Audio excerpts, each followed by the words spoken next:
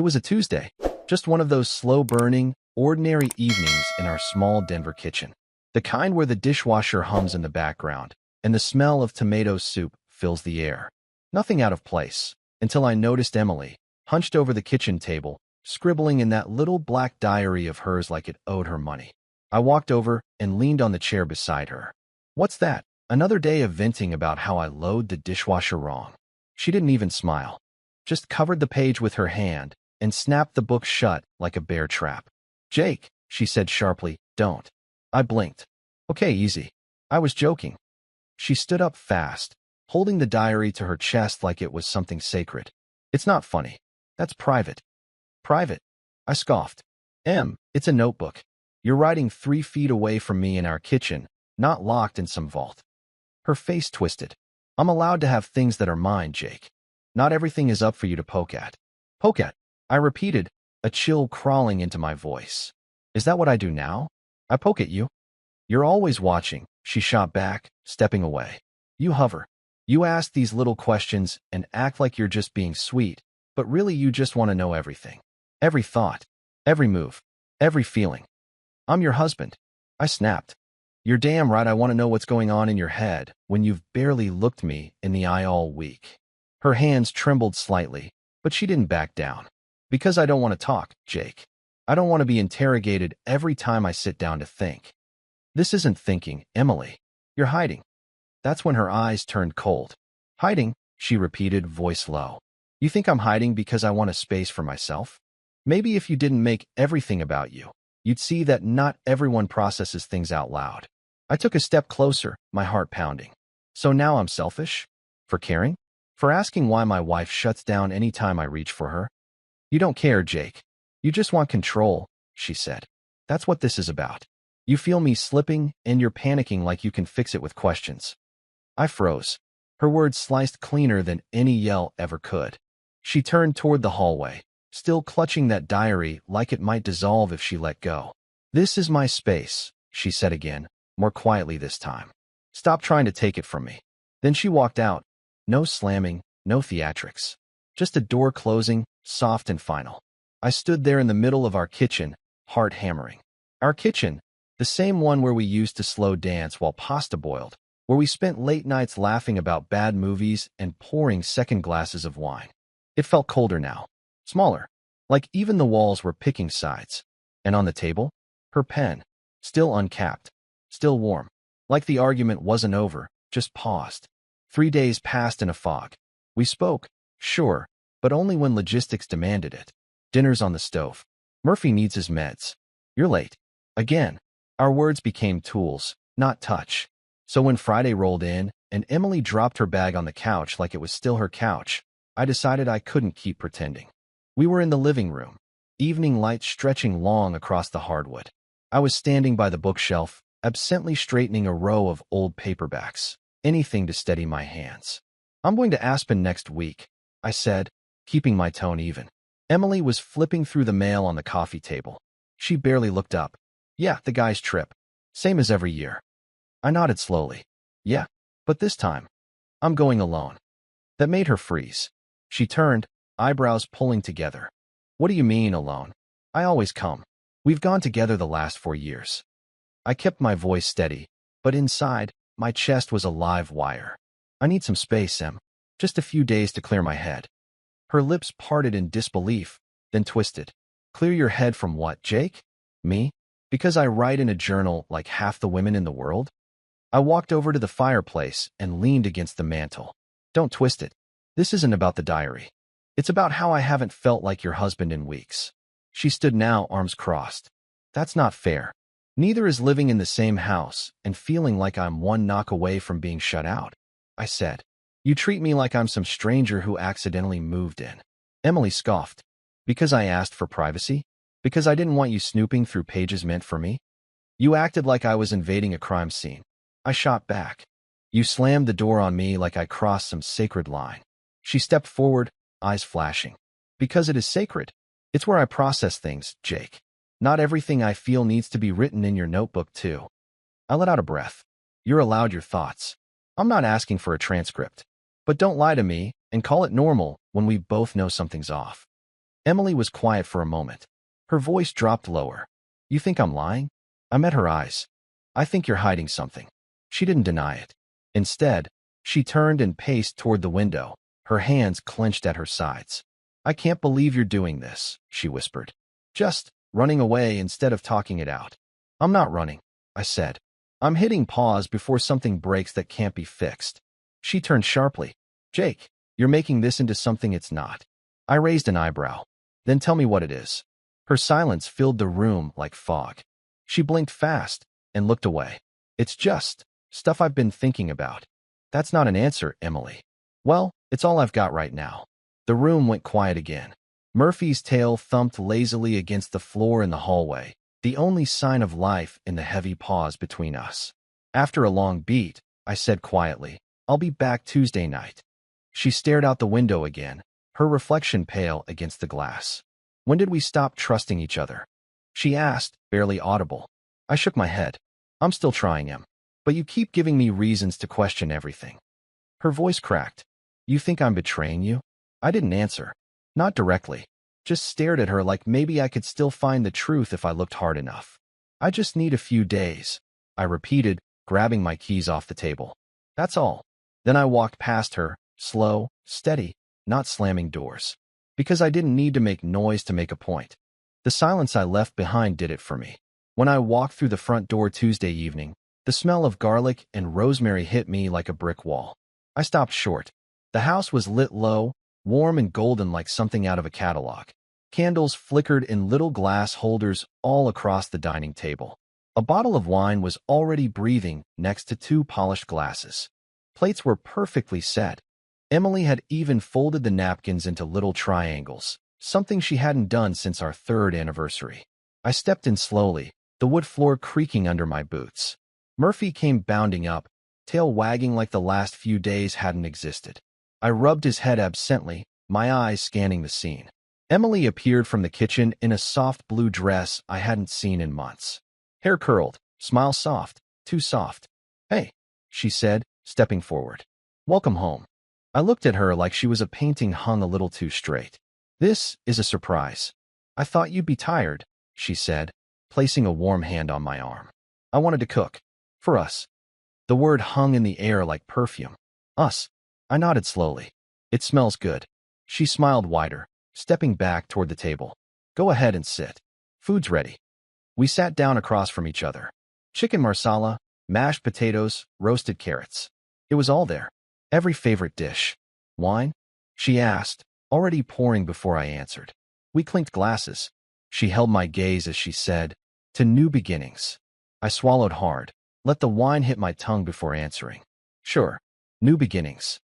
As we ate, she talked, nonstop, about the grocery store, her coworker's dog, a weird dream she'd had about a hot air balloon. I just nodded, chewed, nodded again. And then, halfway through her second glass, she set her fork down. I love you, Jake, she said. I know I've been distant. I know I've been hard to reach. But I need you to know, I've never stopped loving you. I looked up, and her eyes were wide, almost watery. I can't lose you, she added, voice trembling just enough to sound honest. You're everything to me. I set my fork down too. Emily, I'm here, aren't I? She reached across the table and squeezed my hand. But you almost weren't. Aspen scared me. I kept thinking, what if you didn't come back? I just needed space, I said quietly. I know, and I respect that. I do. She paused, biting her lip. I realized I've been selfish. I've been in my own head too much. I gave her a small smile. It's okay. But inside it wasn't. Something about all this felt wrong. Like it had been rehearsed. Like she'd stood in front of the mirror and timed her tears to the rhythm of the wine pour. Her grip on my hand was warm, but her eyes? Too careful. Too calculated. I forced a smile, played the role. I'm glad to be home. She let out a breath of relief. We can get back to us now, right? Sure, I said. But as I took another bite of chicken, I felt like I was chewing through cardboard. Because for all the warmth in the room, between the candles and the wine and her perfectly placed smile, something felt cold. Too perfect. Too polished. Like a storm had just passed. And instead of debris, there was a freshly set table waiting for me. And that scared me more than any argument ever had. The next morning started like any other. Cold Denver air, coffee brewing, Murphy whining at the back door. I was in the kitchen, watching Emily rush around like she was 10 minutes behind schedule, again. She'd packed her tote so tight with work folders it barely zipped, and as usual, she skipped breakfast. "Don't forget your scarf," I said, handing it to her as she scrambled toward the door. She took it without a word, flashed a quick smile, and disappeared with a hurried, "Thanks, babe." A few seconds later, I heard the clatter. Not the garage door, not the gate, paper, plastic. A dull thud and the rustle of chaos spilling across the driveway. I stepped to the window. Emily was crouched beside her car, frantically gathering papers and folders from the pavement. I spotted the corner of her black diary peeking out from beneath a binder, like it had tried to escape but didn't make it far. She grabbed everything in a rush, stuffing it all back into her tote. The diary went in last. Then she threw the bag in the passenger seat, slammed the door, and sped off like nothing had happened. I stood there frozen for a second. Then I walked outside. The driveway was quiet now, scattered with a few loose leaves and a single fallen pen. But my eyes were locked on the spot where that diary had landed. It was still there. She'd missed it. I bent down, picked it up slowly, holding it like something sacred. Or maybe something cursed. I glanced around. No neighbors in sight. Just the hum of distant traffic and the cold press of morning air. I took it back inside, sat at the kitchen table, and opened it. Page after page. Her handwriting, neat and quick, like she couldn't get the words down fast enough. I didn't even have to search. The pages opened to where she had been writing most recently. There it was. Dreamt about him again. Same apartment, same smell. It felt so real. We sat on the couch, knees touching, just like before. He asked if I ever missed the way things were. I lied. I told him no. But God, I did. Next page. He still knows me better than anyone. Even Jake doesn't ask the right questions anymore.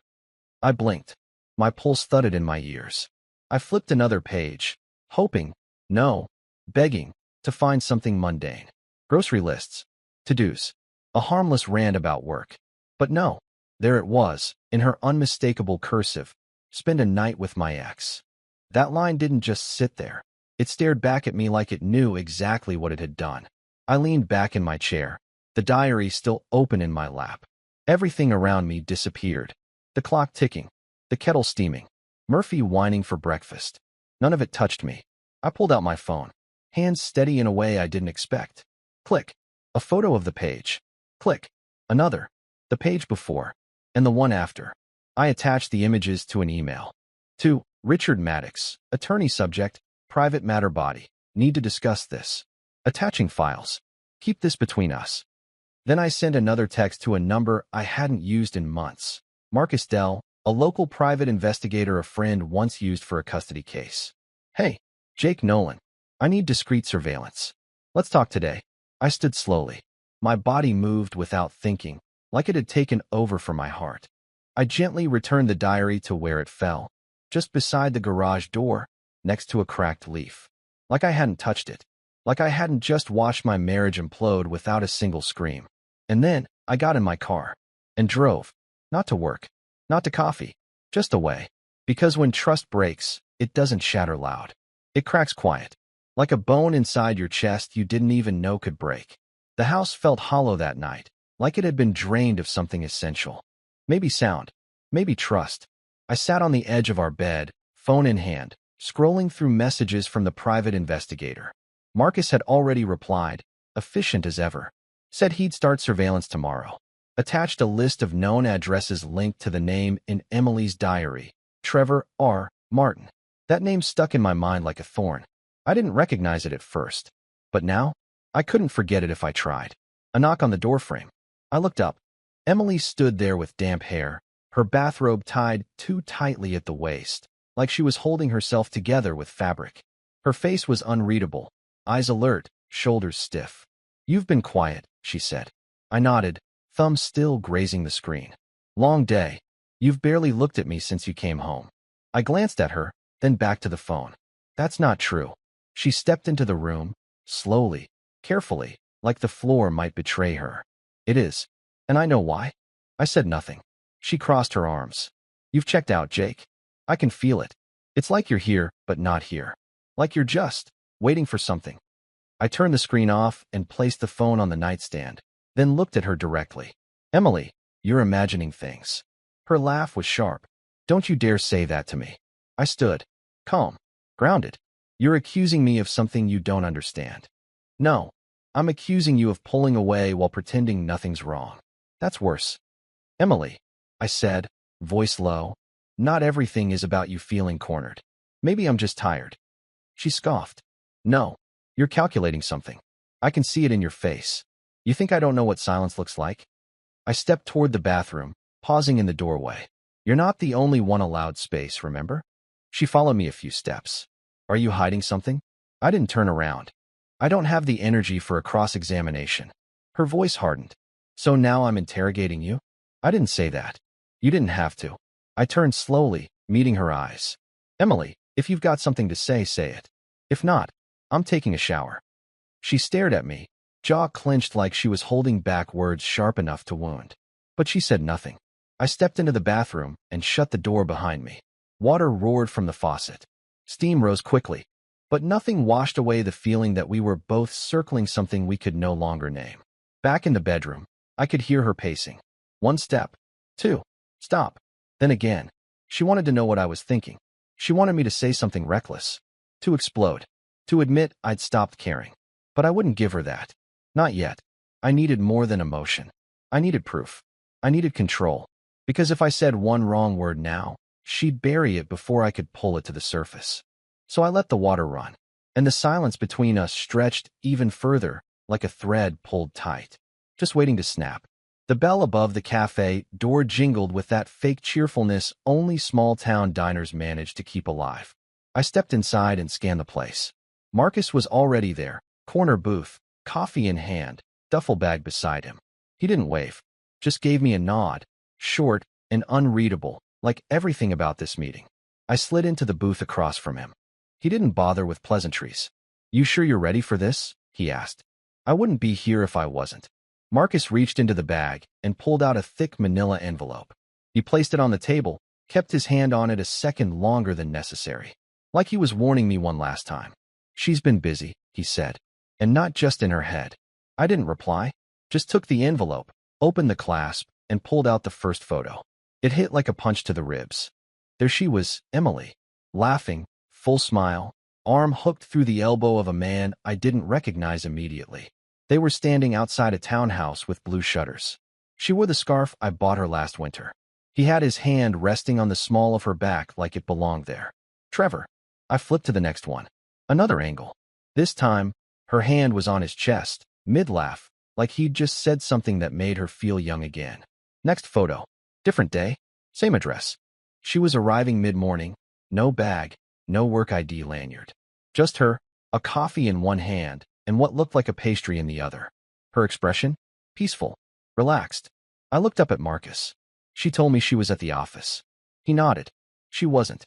She skipped out early 3 times in the last 2 weeks.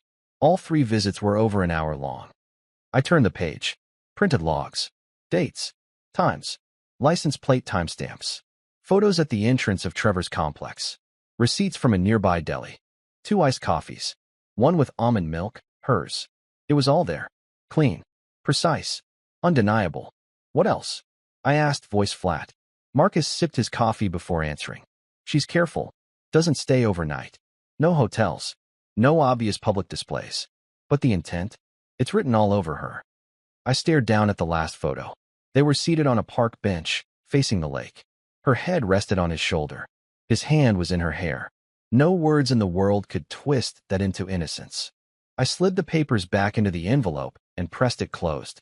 It didn't feel like heartbreak. It felt like strategy. Like I was watching a plan unfold that I wasn't supposed to see until it was finished. Marcus broke the silence. You want me to keep going? I shook my head. No, I've got what I need. He studied me for a second. You're taking this, well. I met his eyes. Because she didn't make a mistake. He raised a brow. This wasn't a moment of weakness, I said. This was planned. She didn't fall into something. She chose it. Over and over again. I stood, envelope in hand, and placed $100 bill on the table. Thanks for your time. Marcus gave a short nod. If you need more, I've got eyes ready. I turned toward the door. I won't. The next move's mine now. Outside, the cold slapped me hard. The kind of wind that doesn't care how much you're carrying. I walked to my car with a different weight in my chest. Not confusion, not sadness, clarity. And under it, something colder. Not fury, not fire, but something worse, resolve. Still here? Give this video a like, it really helps. That evening, the house was quiet. The kind of quiet that feels arranged. I stepped through the front door and immediately sensed something was off. There was no dinner on the stove, no music playing from her phone, no lazy TV hum from the living room. Just the hollow sound of a suitcase zipper being pulled shut. I followed the sound upstairs. She didn't hear me at first. She was kneeling by the bed, folding a sweater and placing it carefully on top of an already full suitcase. Her travel bag was on the dresser, toiletry kit open. She was dressed in a loose cardigan and jeans, hair in a ponytail, face calm. A practiced calm. Emily looked up, startled. Hey. She hesitated, standing. I was going to text you. Yeah. I asked, stepping into the room. About what? I'm going on a girls' trip. Last minute. Brittany invited me. Her cousin's lake house outside Boulder. She said it too fast. Her hands fidgeted with the zipper. Didn't mention it earlier, I said, voice even. It just came up, she replied, forcing a smile. I figured with you being busy and everything. I nodded, letting the silence stretch. I looked down at her suitcase, then back at her. Don't forget your letter of wishes. The color drained from her face. What? The diary, I said simply. Page 76, bottom line. Spend a night with my ex. Her mouth opened slightly, but no words came out. I walked to the window and pulled the curtain aside, watching the street below. I picked it up after it fell out of your bag. You were in such a rush, you didn't even notice. She took a small step forward, eyes wide now. Jake, wait, I hired a private investigator, I said, turning to face her. He followed you.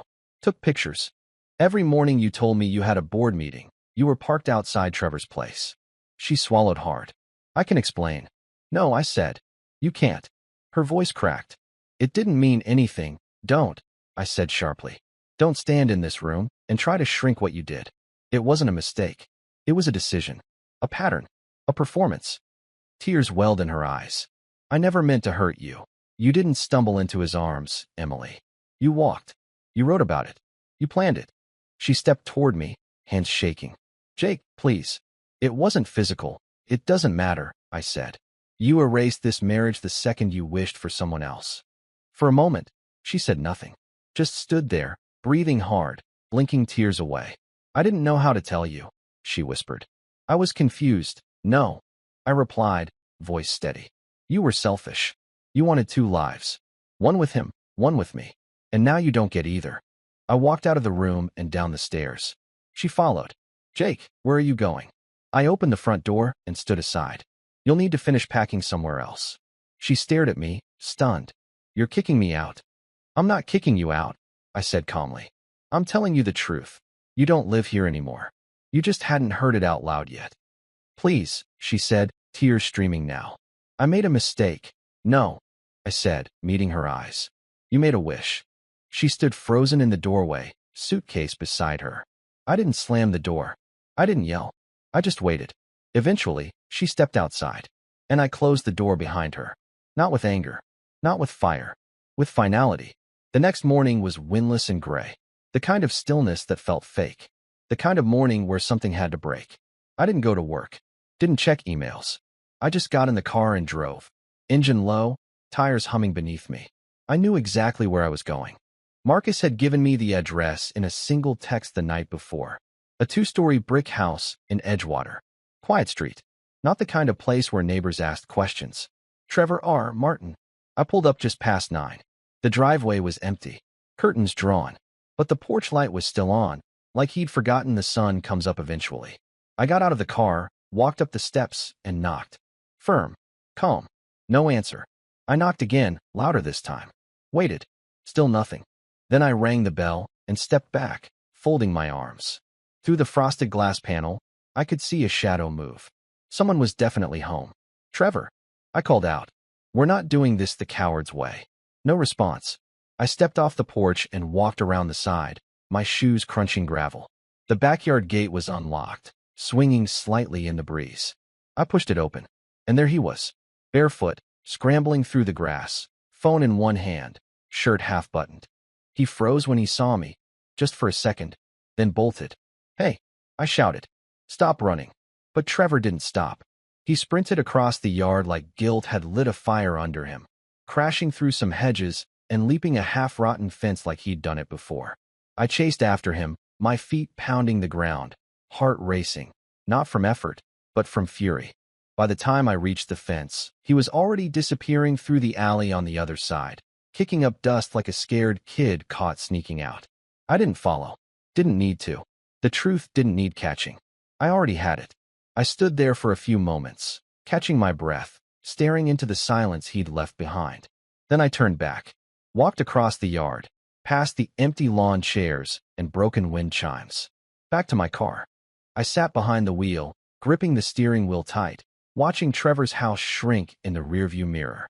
He hadn't said a word, but I'd heard everything. His run was louder than a confession, and his silence was all the confirmation I needed. I didn't chase him for answers. I chased him to see if he'd run, and he did, just like I thought he would. Back home, I poured myself a glass of water and stood in the middle of the kitchen, the same kitchen where Emily once made pancakes on Sundays and laughed about nothing. That version of her didn't exist anymore. That version of us was gone. All that was left now was the part where I finished what she started. No more doubt. No more bargaining. This wasn't a crack in the glass. It was a fracture clean through, and I wasn't going to pretend otherwise. It was Sunday afternoon, late fall. The air had that stillness to it. Dry leaves stuck mid-crackle on the lawn, not enough wind to make them move. I was cleaning out the garage, organizing boxes that didn't really need organizing. Murphy barked once. I turned to see what he was barking at. Then I heard the knock. I froze. Front door. I knew it before I even stepped around the corner. I knew the sound of her knock. When I opened the door, there she was. Emily. Hair pulled back. No makeup. Puffy eyes. One suitcase. And nothing rehearsed about her expression. "Hi," she said softly, her voice cracked at the edges. I didn't speak. She took a breath, eyes glancing past me like maybe if she could just get through the threshold, the rest would fix itself. "Can we talk?" she asked. I leaned on the doorframe. "About what?" Her eyes filled instantly. "About everything. About what I threw away." Trevor run out of lake houses. Her face twisted. He left town. Said it was too messy. I ended it. I swear. Jake. I told him never to contact me again. I looked at her. Really looked at her. Her shoulders had dropped. Her voice was softer than I'd heard in weeks. But the pain? The regret? That wasn't performance. Still, I didn't step aside. She shifted her weight. I know what I did.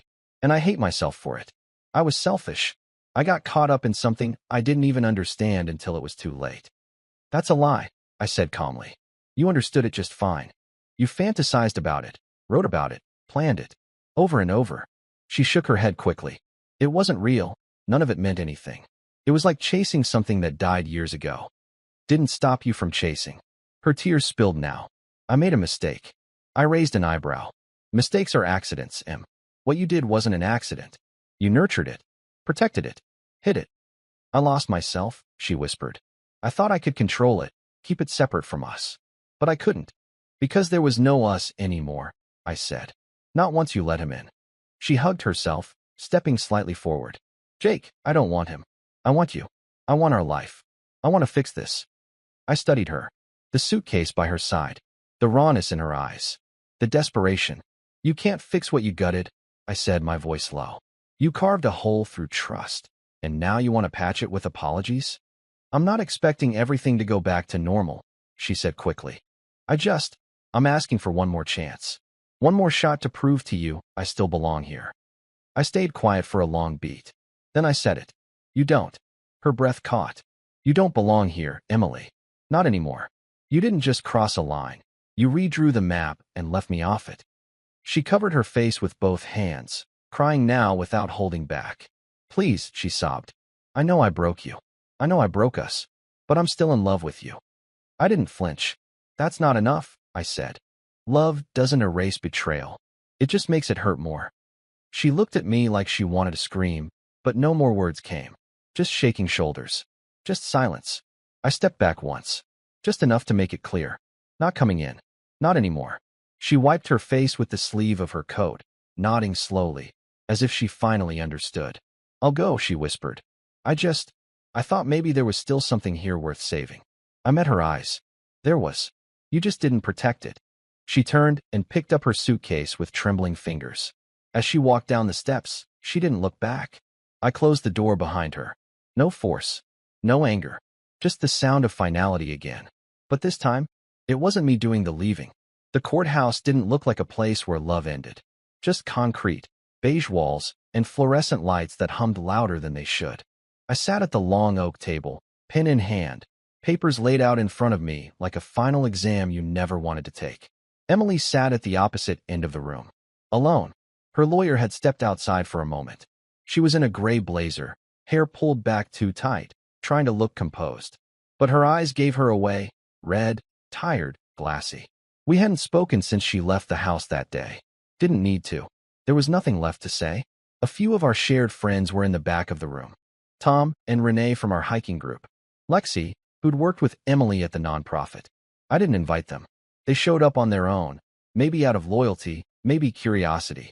I didn't turn around to greet them. But I heard it. A whisper. I never thought Emily could do something like that. I don't even know who said it. Didn't matter. She heard it too. Her shoulders stiffened. Her eyes dropped to the floor. The judge cleared his throat and began reading through the settlement terms. Standard procedure. Division of property. No kids. No drawn-out battle. Just the paperwork left. Emily's attorney returned and handed her the pen. She didn't look up as she signed. When it was my turn, I didn't hesitate. My signature came out cleaner than I expected. No shaking hands. No second-guessing. Just a full stop at the end of a sentence I didn't write, but one I was choosing to finish. The judge nodded, collecting the documents. You're both officially divorced. Proceedings are closed. That was it. 8 years of marriage reduced to a few clicks of a stamp and an even colder next case. Emily stood slowly. She didn't look at me as she gathered her things. But I looked at her. Not with anger. Not with sadness. Just clarity. She walked out without a word, her heels echoing on the tile until the sound faded completely. I stayed seated for a moment. Not because I needed to, but because I could. Because I wasn't carrying her weight anymore. 3 days after the divorce papers were stamped and filed, I got a text from a number I hadn't seen in a long time. Lauren, hey, I heard what happened. I'm sorry. If you ever need company or wine, my patio still works. No pressure. I remembered her immediately, Emily's college friend. The one who always showed up at our dinners with thoughtful gifts and better stories than anyone else in the room. She and I had always gotten along, maybe too well, but the line was never crossed. Not even close. I stared at the message longer than I should have. Then I typed, wine sounds good. That evening, I drove to her place, small brick house on the east side with a lemon tree trying to survive the Colorado air. Her porch light was on. The smell of rosemary and something grilled lingered in the breeze. Hey, stranger, she said as she opened the door. She was in jeans and a thick cardigan, barefoot, glass of wine already in hand. I smiled. Still drinking Pinot Noir? She grinned, still pretending to know the difference. We sat on her back patio under a string of dim lights. A record played softly through her speakers, Billie Holiday, I think. There was something peaceful about it, something I didn't realize I needed. She poured me a glass. You look lighter. Is that weird to say? I shrugged. Maybe, but it's not wrong. We talked for a while. Nothing heavy, just catching up. Her new job, a dog she was thinking about adopting, the fact she'd learned how to bake bread during lockdown but still couldn't get it to rise. Eventually, the conversation slowed. Then she said it. You didn't deserve what happened. I looked down at my glass, swirled the wine slowly. It's over now. She nodded. Still, people always say they're surprised. But I wasn't. That made me glance up. I saw the way she looked past you, Lauren said quietly. The last couple years. It was like she wanted a different life, but didn't want to admit it. I let that settle. She wasn't the only one who noticed, I said. Lauren smiled, just a little. You ever think about what comes next? I shrugged. Every minute. She lifted her glass. To unexpected chapters. I lifted mine to meet hers. To better ones. We clinked gently. The silence that followed wasn't heavy. It was calm. Her eyes lingered a little longer than before. And for the first time in a long while. I didn't look away. And that was the end of my story. Emily said it was just a mistake. She begged, cried, and said Trevor meant nothing. But she still chose him, more than once, behind my back. So tell me this. Do you think she truly deserved another chance, or did she get exactly what she earned? Drop your answer in the comments. I really want to hear what you think.